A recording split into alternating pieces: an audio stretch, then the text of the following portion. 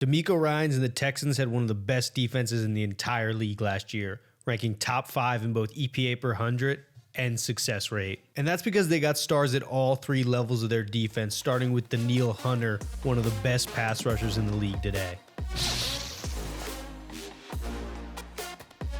And on the other side, they got second-year star Will Anderson, who possesses a dangerous mixture between power, speed, and technical ability when he's rushing the passer.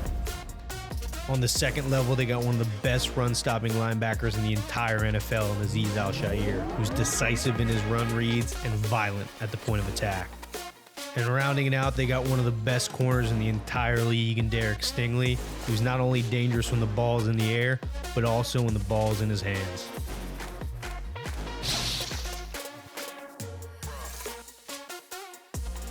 Now we're going to jump in and take a deeper look at the film and talk about what exactly it is that makes these guys so good. We're going to start with Danielle Hunter and talk about how he uses certain pass rush moves to set up his counter moves. One of his best outside rush techniques is this arm drag, where he controls the outside arm of the tackle with his left hand, rips his inside arm through to the outside tricep of the tackle, and then pulls himself around the edge. As a counter move, he uses this inside spin where he rips his inside arm through like he's going for the arm drag and then spins back into the B gap.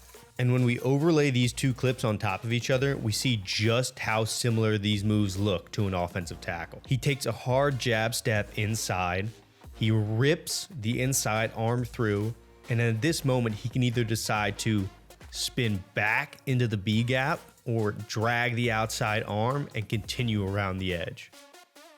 And with this combination, he's also got an inside move where he sticks his outside foot in the ground, darts into the B gap while ripping his outside arm through the inside shoulder of the offensive tackle.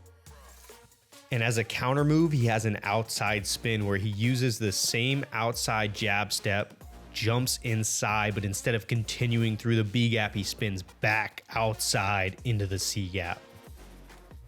Now we're going to take a look at Will Anderson, and I really want to focus in on his hand fighting ability. Watch here how he controls the wrist of 72, keeps it off his chest plate, and continues to work around the corner for the sack. These are the little chess matches that people can't see happening when they're just watching the game.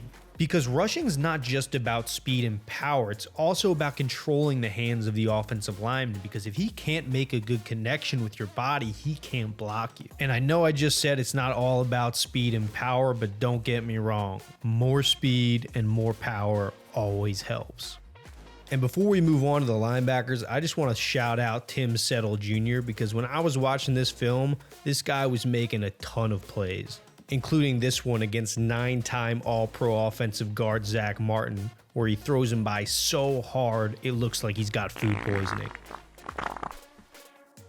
Now let's move on to Azeez Al-Shaair, and I know when you hear that name, you probably think about him almost decapitating Trevor Lawrence. What did I do? But when he's on the field, he is a top 5 linebacker in the entire NFL and an elite run stopper. Just look how he runs down Jahmyr Gibbs here, one of the fastest running backs in the NFL on this outside zone play.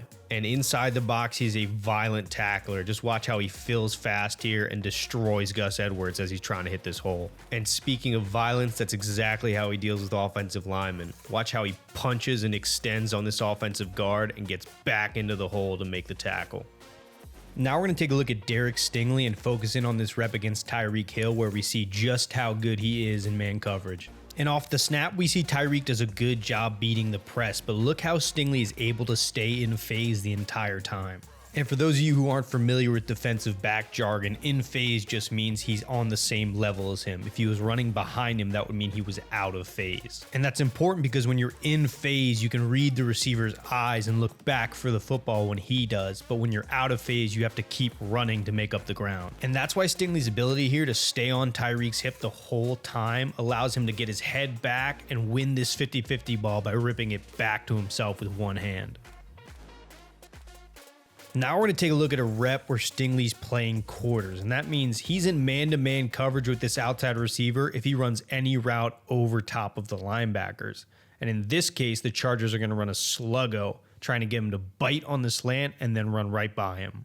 And although Stingley drives on this first move, he's able to stick his foot in the ground and stay in phase with this receiver. And as his eyes go back for the football, he turns his head too, finds it and makes a play.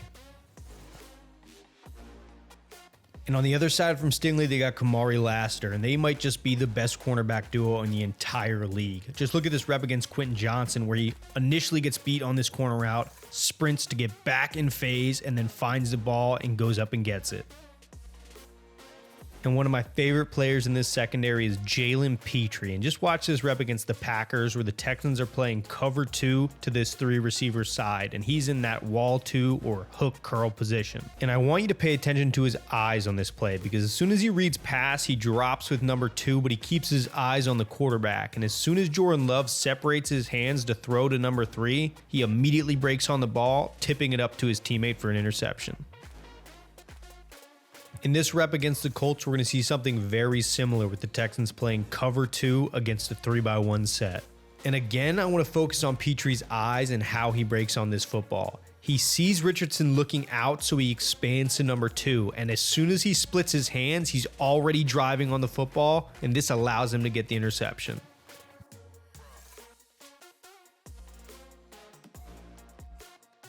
Now we're going to transition and talk about scheme, and we're going to start with this play against the Dolphins where it looks like Tua just makes a bad read and throws an avoidable interception. But actually, this is a really good disguise by the Texans, and they forced this misread by Tua. So let's rewind and take a look at what exactly happened here. When we look at the Texans secondary, we see 2 off corners and a middle of the field safety, which indicates that they're playing cover 3. But before we watch this play again, I want to take a look at another cover 3 rep from the Texans and focus on 2 things. First, watch how the middle of the field safety pedals to get depth, and then look how this creates space in the middle of the field for Zay Flowers to get open.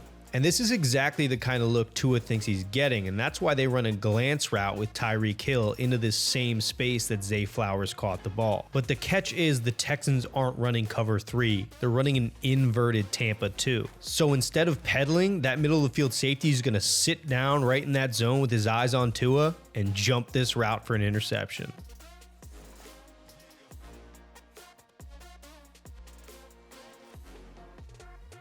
Now we're going to talk about some blitzes, and I want to start with this play against the Jets where we get 2 interior defensive linemen stunting inside and a walked up linebacker who's going to wrap all the way around to the opposite B gap. And as we let this play, we see it works very well. They get good penetration and end up with a sack. But as we transition to this next play against the Bears, we're going to see a very similar look with a cool twist. Because when we pause this at the beginning of the play, it looks like we're getting the exact same action. But instead of continuing to the front side A gap, now 97 is going to become that backside B gap wrapper, and the linebacker is now going to wrap to the front side C gap. And this misdirection causes the offensive line to lose track of 97, leading to a sack.